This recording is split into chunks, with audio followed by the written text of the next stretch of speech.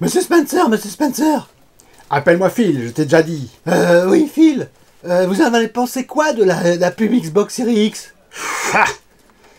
La pub Xbox. Ouais. Moi, j'aurais fait comme ce grand général américain. Napoléon? Mais c'est pas un général américain. C'est pas grave. J'aurais pris la Xbox Series X. J'aurais gravi la pyramide d'Égypte. Et arrivé en haut, je l'aurais posé. Et j'aurais dit, du haut de cette pyramide, Xbox vous contemple. Ah d'accord. Ils ont dit quoi au marketing? Et alors, ils en ont pas voulu au marketing. Ils ont dit, trop guerrier.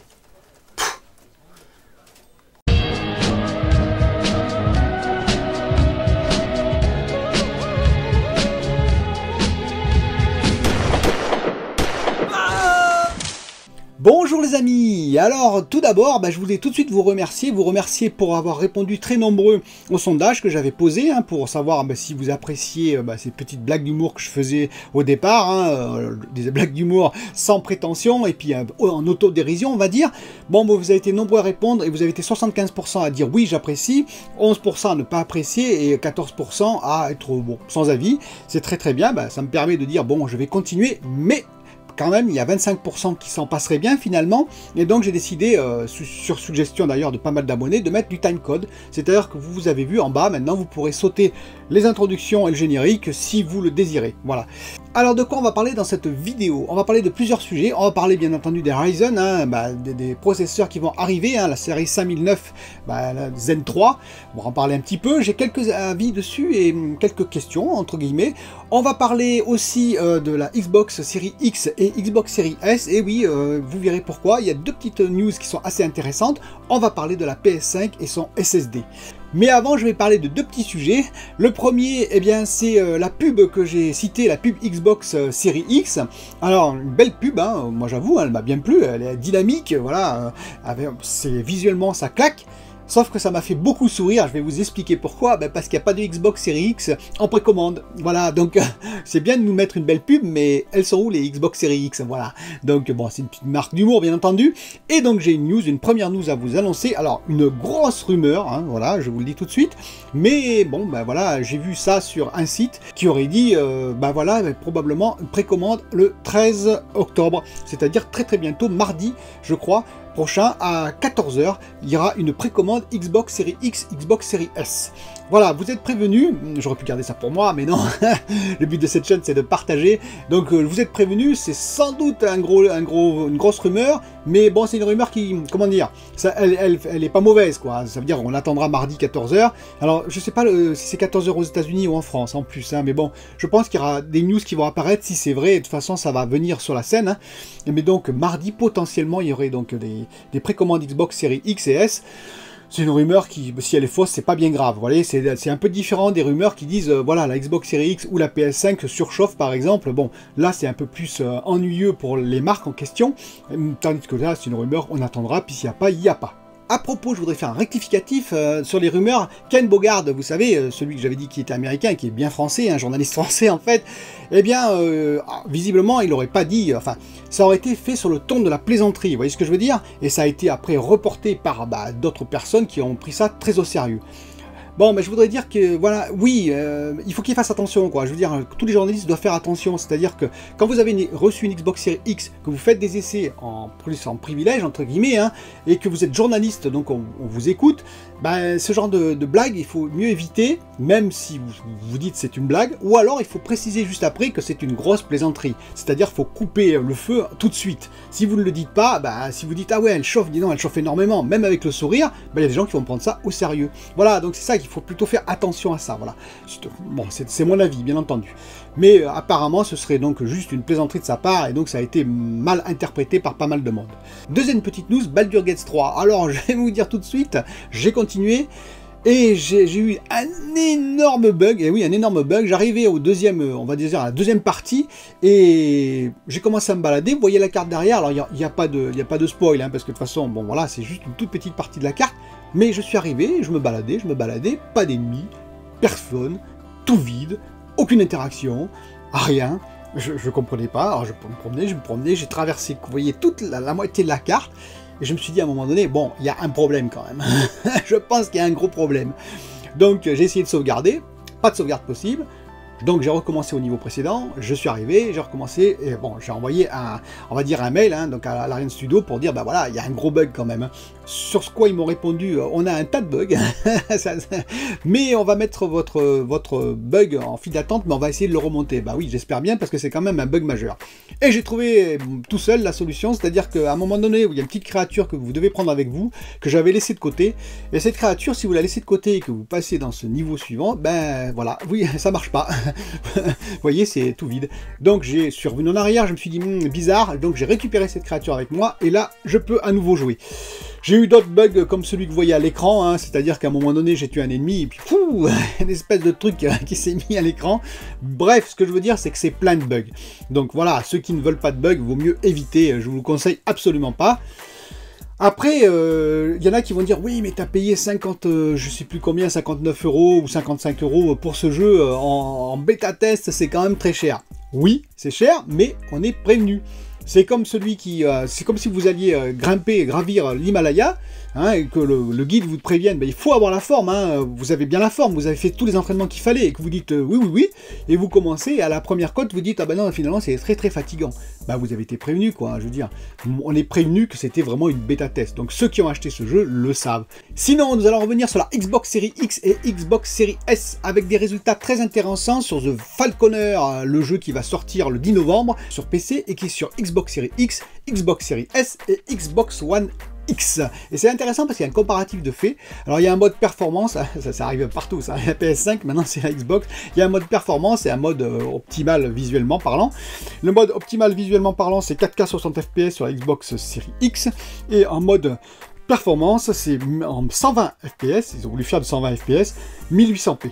Pour la série S, c'est ça que je trouve beaucoup plus intéressant, nous avons un mode 1800p en 60 fps, et nous avons un mode performance 1080p, donc Full HD, en 120 fps. Et vous allez me dire en quoi c'est intéressant? Eh bien, il y a la Xbox One X, il n'est qu'en 1080p 60 fps.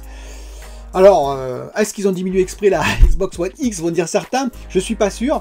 Et donc, si c'est vrai, si ces performances sont avérées, ça veut dire quoi? Ça veut dire que la Xbox Series S, eh bien, apparemment, alors rapidement, elle serait 2 fois plus puissante que la Xbox One X. C'est-à-dire que les 4 teraflops qu'on dénonçait un petit peu au départ, qu'on disait, oula, ça va être juste par rapport aux 6 teraflops de la Xbox One X, bah, apparemment, on pourrait faire mieux avec la S, puisqu'on a 2 fois plus de FPS que sur la S, que sur la X, excusez-moi, pour le même jeu.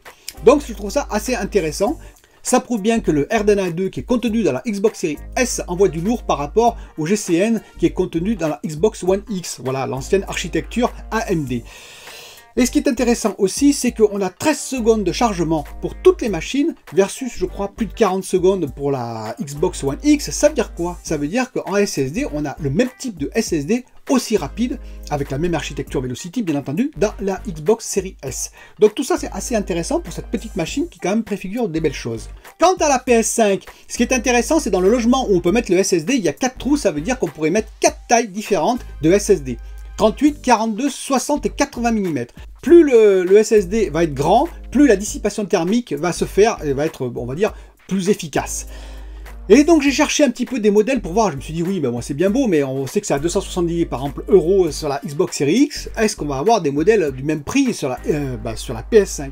Eh bien apparemment on aurait peut-être un peu moins cher. Je m'explique, j'ai regardé un modèle en particulier, le Sabrent Rocket M2 2280, qui est un bon PCI 4 Express bien entendu, hein, et c'est un sacré modèle 1 Teraoctet qui fait quand même 5000 octets ou mégabits seconde, mégabytes seconde en lecture et 4400 ou 4500 en écriture.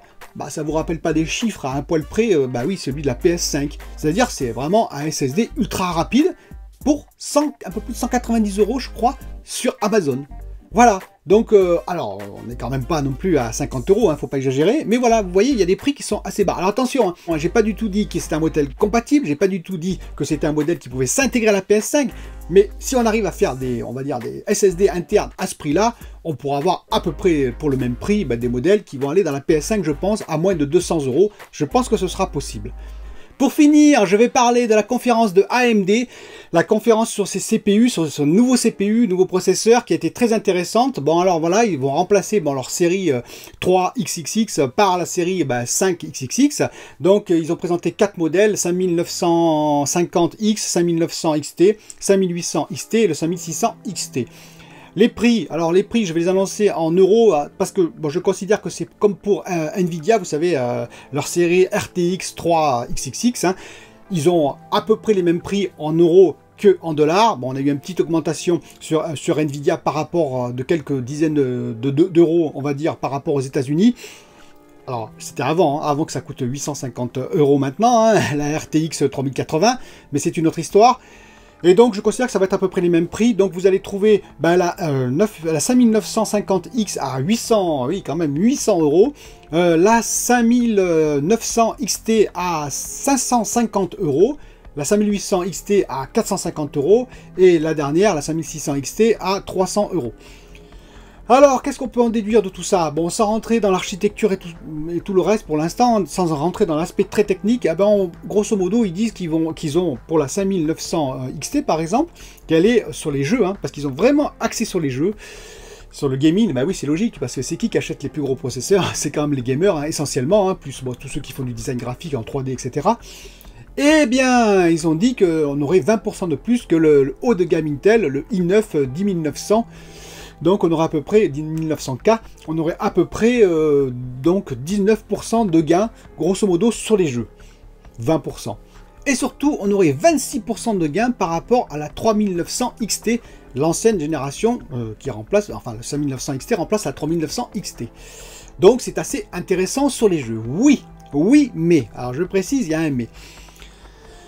Je voudrais mettre 2 bémols là-dessus. Premièrement, ça a été fait en 1080p tout ça. C'est-à-dire que grosso modo, ils ont mis une carte graphique qui est probablement une carte graphique 6000 quelque chose qu'on va découvrir le 28 octobre, donc une carte graphique assez balèze, hein, et ils ont mis en 1080p. Ce qui fait que la carte graphique, elle débite énormément de FPS. Bah oui, en 1080p, vous imaginez bien, elle n'a aucun problème pour faire ça. Donc on était peut-être à 120, voire 240 FPS, et oui, 240 FPS. Or, je vous rappelle que les CPU travaillent énormément, enfin de plus en plus, lorsqu'il y a beaucoup de FPS. C'est-à-dire, s'il y a beaucoup de FPS, ils travaillent énormément. S'il y a peu de FPS, ils ne travaillent pas beaucoup. Grosso modo, il vous faut un gros CPU si vous avez beaucoup de FPS. En l'occurrence, ici, si on passait par exemple en 4K, alors c'est approximatif, je le reconnais, certains vont me dire oui, c'est pas tout à fait comme ça, mais on peut diviser par 4 le nombre de FPS. Si on était à 240 FPS, on va tomber à 60 FPS en 4K. Et là, le CPU va travailler 4 fois moins. Et oui, parce que lui, il gère tous les ennemis, les mouvements, les calculs intelligents de mouvements, etc. Il ne gère pas le graphisme. Et donc, il va travailler 4 fois moins. Et s'il travaille 4 fois moins, eh bien, vous imaginez bien, il n'a pas besoin d'être aussi puissant.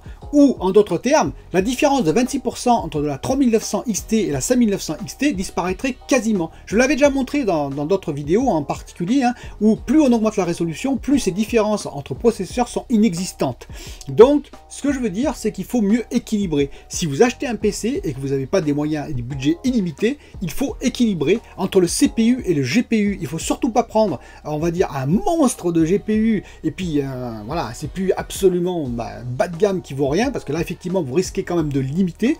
Mais inversement, ça ne sert à rien de prendre, on va dire, une carte graphique milieu de gamme et un GPU monstrueux, un CPU, excusez-moi, monstrueux, parce que il va rien faire le CPU, il va être tranquille, surtout si vous jouez en plus que 1080p, hein, si vous jouez en 1440p, voire en 4K, c'est le GPU qui va travailler effectivement, mais le CPU, lui, qui est un gros balèze, il va rien faire. Il faut équilibrer pour obtenir le meilleur rapport performance, si vous préférez. Donc oui, c'est des résultats très intéressants, ça montre quand même qu'il y a une amélioration. Maintenant, c'est pas le CPU principalement qui m'intéresse, sauf vraiment pour les hard gamers de très voilà, vous voyez ce que je veux dire, qui vont jouer en 240 FPS, par exemple en 1440p, voire en 4K. Là oui, effectivement, le CPU est également important. Pour moi, ce qui m'intéresse d'abord, c'est de voir ce que va nous offrir AMD en GPU le 28 octobre, je vous rappelle. Voilà, cette vidéo est finie, j'espère que vous avez apprécié et je vous dis à bientôt pour une autre vidéo.